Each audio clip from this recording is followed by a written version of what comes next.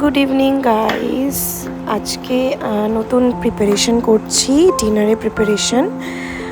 তো আজকে থাকছে হচ্ছে গলার অবস্থা খুব খারাপ, তাও দিচ্ছি আস্তে আস্তে ভয়েস ওভারটা। তো পেঁয়াজগুলোকে চপ করে নিচ্ছি। তো পনির মশালা বানাচ্ছি আর হচ্ছে বাটার নান, নর্মাল প্লেন বাটার নান যেটা হোমমেড হয়। সো বেসিক্যালি পেঁয়াজগুলোকে চপ করে নিচ্ছি আর রসুন গার্লিকগুলোকেও চপ করে নিচ্ছি, আস্তে আস্তে ছাড়িয়ে নিচ্ছি। এগুলোকে জাস্ট ব্লেন্ড করব, তো ভালো করে ক্লিন করে ছাড়িয়ে নিচ্ছি। কিছুই না, নর্মাল বেসিক স্টেপ যেগুলো হয়। আমার চ্যানেলটাকে প্লিজ সাবস্ক্রাইব করে দিও তোমরা, কারণ হচ্ছে তোমাদের সাপোর্টটা খুব দরকার। আর নতুন নতুন রেসিপির জন্য বা ডিনার প্রিপারেশনের জন্য অবশ্যই আমাকে সাবস্ক্রাইব করে লাইক করে কমেন্ট করো। এবার এইগুলোকে একটু ব্লেন্ড করে নেব মিক্সার জারে। রসুনের বেশি কোয়া দেবে না, অল্প কোয়াই দেবে, যেটুকু দরকার তোমাদের সেটুকুই দেবে। পেঁয়াজগুলো দিয়ে দিচ্ছি আস্তে আস্তে। চপ করে দিলে কি হয়, চপ করে দিলে ব্লেন্ডিংটা খুব ভালো হয় আর কি। এরপরে আমি জাস্ট ময়দাটা মেখে নেব। কিছুই না, এর মধ্যে একটু নুন দিয়েছি, বেকিং সোডা একটু দিয়েছি, ওটা ক্লিপ নিতে আমি ভুলে গেছিলাম। আর জাস্ট ইস্টটাকে উষ্ণ জলে একটু ভিজিয়ে রেখেছিলাম, জাস্ট এটা ফার্মেন্টেড হয়েছে, এটাকে মিক্স করে দিচ্ছি। আর এবার শুধু ভালো করে মেখে নেওয়ার পালা। মনে রাখতে হবে খুব সফটভাবে এটাকে মাখতে হবে, খুব হার্ড হলে কিন্তু নানটা ভালো হবে না।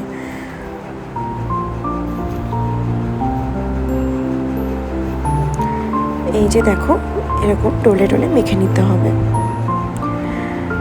ভালো করে। জাস্ট এরকম করে মেখে নেওয়ার পরে, যেহেতু ইস্ট দেওয়া আছে ওই জন্য একটু এরকম মেসি মেসি লাগে দেখতে, কিন্তু এটা পরবর্তীকালে ঠিক হয়ে যায়।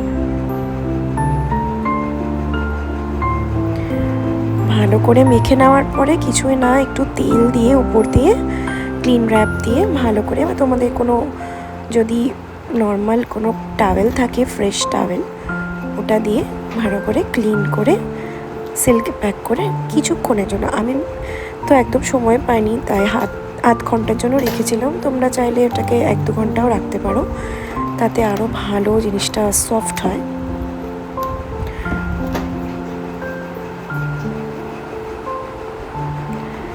এরপরে হচ্ছে পনিরগুলোকে কেটে নিই। বেশি না, মিডিয়াম সাইজ করে কেটে নিলেই হবে, বেশি বড় বড় করে কেটে নেওয়ার দরকার নেই।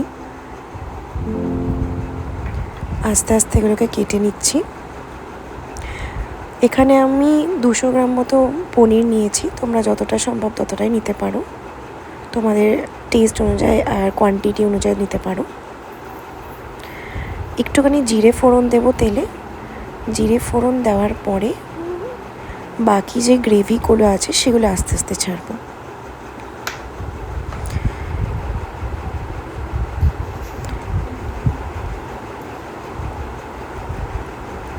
জিরে ফোড়ন দিয়ে দিলাম।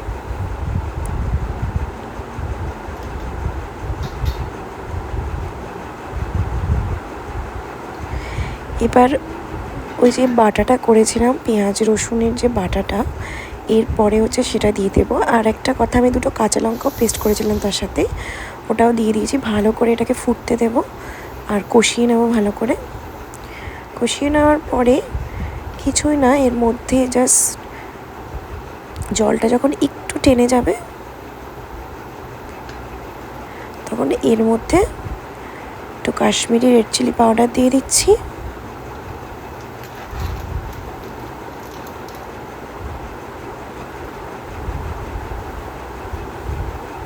জাস্ট রঙটাকে ভালো রাখার জন্য এটা দিলে, এটাতে কোনো জ্বালার কোনো ব্যাপার নেই, নর্মাল কাঁচা লঙ্কা ইউজ করেছি রঙের জন্য, শুধু এটা দিয়েছি। আর 2 চামচ মতো নর্মাল যে টমেটো হয়, টমেটো পেস্ট বা পিওরি তোমরা যেটাকে বলবে, ওটা দিয়ে দিচ্ছি।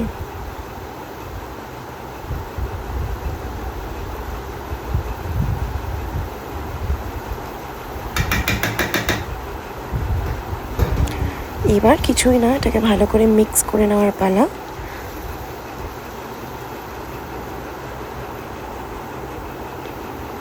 ভালো করে এটাকে কষাতে হবে যাতে কোনো কাঁচা মশলার কোনো স্মেল না থাকে। সুন্দর করে এটাকে কষাতে হবে।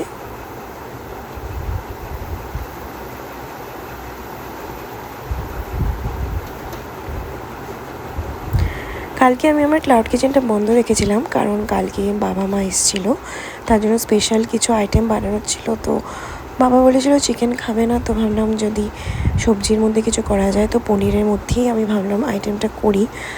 আর নানটা খুব ইচ্ছে করছিল খেতে, হলো রাইস তো সবসময় খাই, তাহলে একটু নান আর রাইসটা করে নেব।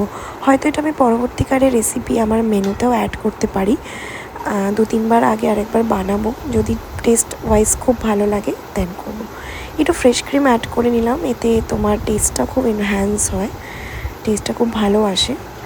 এটাকেও ভালো করে আমি মিক্স করে নেব, আর থিকনেসটাও খুব সুন্দর আসে এটাতে।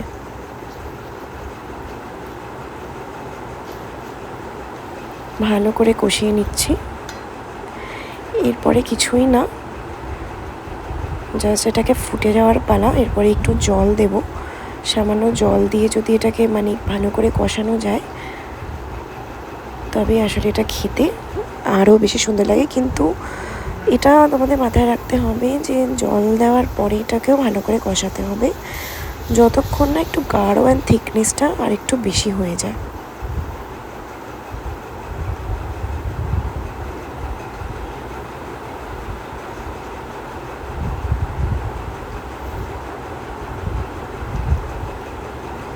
ফোটা অবধি ওয়েট করব।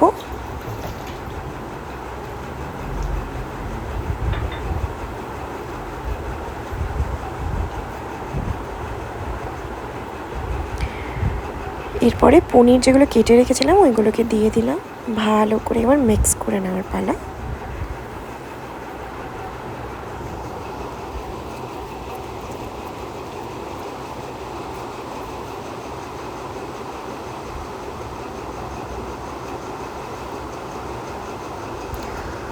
এবার ফোটা অবধি ওয়েট করব।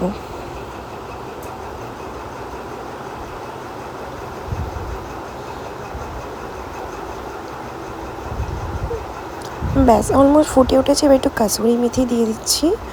কাসুরি মেথি দিলে একটু টেস্টটা পুরো হোটেল টাইপের লাগে, আমার বেশ ভালো লাগে টেস্টটা, তো এই জন্য আমি একটু কাসুরি মেথি দিয়ে দিচ্ছি। আর মাকে বললাম একটুখানি যে সেটাকে মেখে বেলে দিতে, মানে বেলতে আমার একটু অসুবিধাই হয়, তার জন্য ভালো করে মিক্স করে একটু বেলে ভালো করে এটাকে ময়াম দিতে হবে, তবেই জিনিসটা সুন্দর হবে, সফট হবে।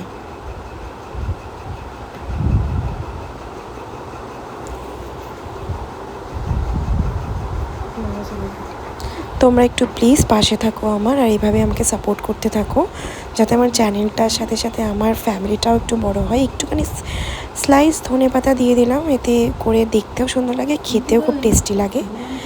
সাবস্ক্রাইব করে দিও প্লিজ চ্যানেলটাকে। Thank you so much.